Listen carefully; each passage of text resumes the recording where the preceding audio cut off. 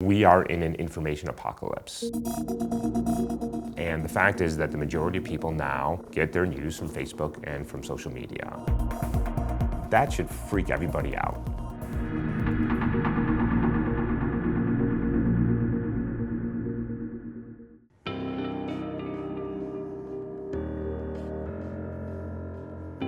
Years ago, my lab started focusing on developing these forensic techniques to authenticate content. And back then it was a niche field. And something bizarre and amazing happened in 20 years, which is the internet exploded, cell phones, mobile devices exploded, social media exploded. And then we started seeing mis and disinformation designed to disrupt democratic elections and sow civil unrest, non-consensual pornography, and small and large-scale fraud that are having a huge impact on our economy. Photo manipulation is not new. If you look back through history, Stalin famously airbrushed people out of photographs. Mao did it, Hitler did it. They just literally would take images where they were their friends one day and they fell out of favor and they would just vanish from the photographs. But when Stalin did it, there was probably 10 people in the world that could do it. So it was in the hands of a relatively few. And of course, we didn't have the distribution mechanism that we have today. I genuinely love the process of manipulating people online for money. There are 4 wings of deepfakes: text, audio, image, and video. We now have the ability to write a headline and then hand that headline over to a computer system and it will write an article, a full-blown article, top to bottom, based on the headline.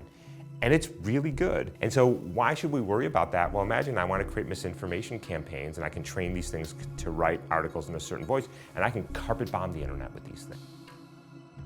In the audio domain, we have technology for synthesizing speech in a person's voice.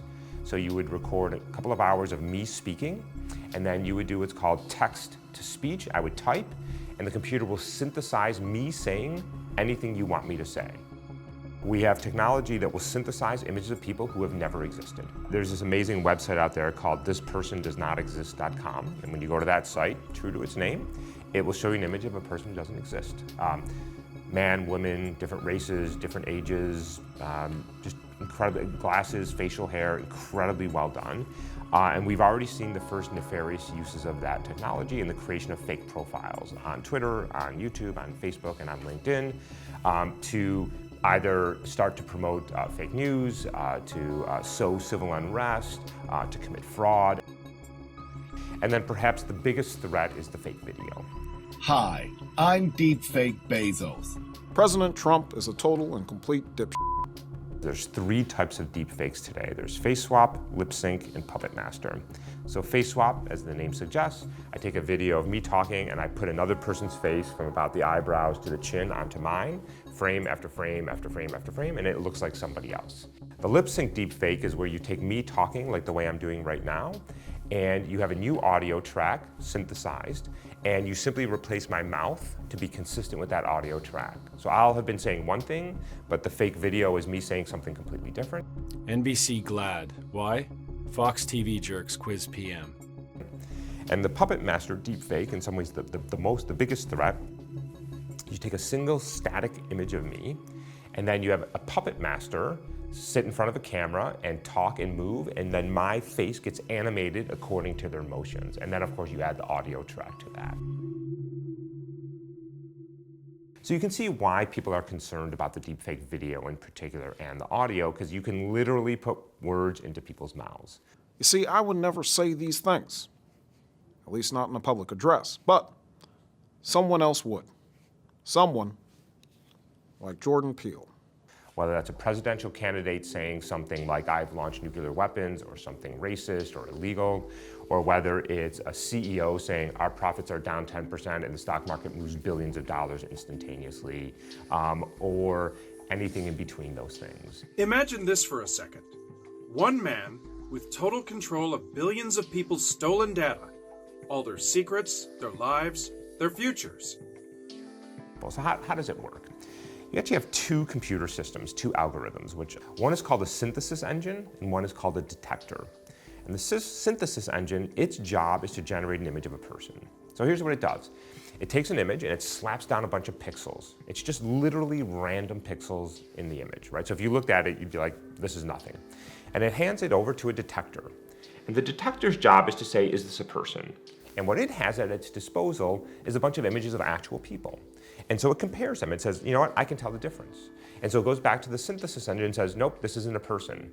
And the synthesis engine modifies a few pixels and sends it back. And they do that a few million, 100 million times. And eventually what will happen is the synthesis engine, not entirely trial and error, but somewhat on trial and error, will eventually create an image where the detector says, yeah, this looks like all these other people, and it's a person who doesn't exist.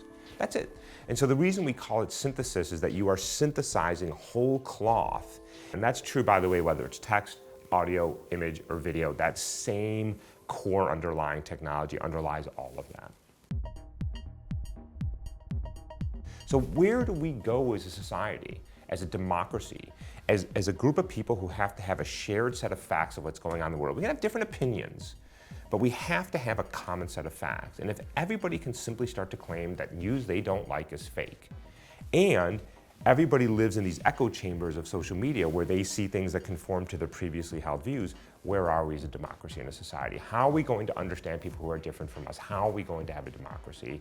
And that lies, in my view, the bigger threat of deepfakes. It is part of a continuum, but really what it is we are reaching this point where text and audio and image and video simply cannot be trusted anymore online.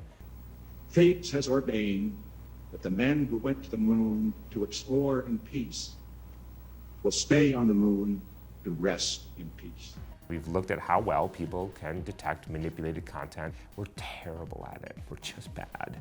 And what's particularly dangerous here is because we have so much exposure to digital images and digital video, we think we're good at it, but we're not. 2 pieces of advice. Slow down and have a healthy amount of skepticism. The slowdown is important, right? Because we are really fast online and we're very quick to respond because we're being manipulated. But the other one is we just have to return to the old adage that exceptional claims require exceptional evidence.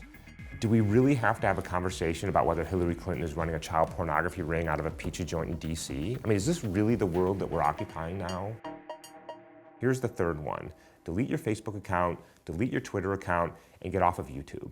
Because honestly, the rot that is social media is rotting your brain, and it's rotting our society, and it's destroying our democracy. So if I could pick one thing, I would just get you off of social media. Because I think whatever good had come out of that has long surpassed us, and it is largely negative now. And we should just abandon it. It is a failed experiment, and we should go and try to do something else. By the way, I get funding from Facebook. I should just for full disclosure. So, we'll see if that grant gets renewed.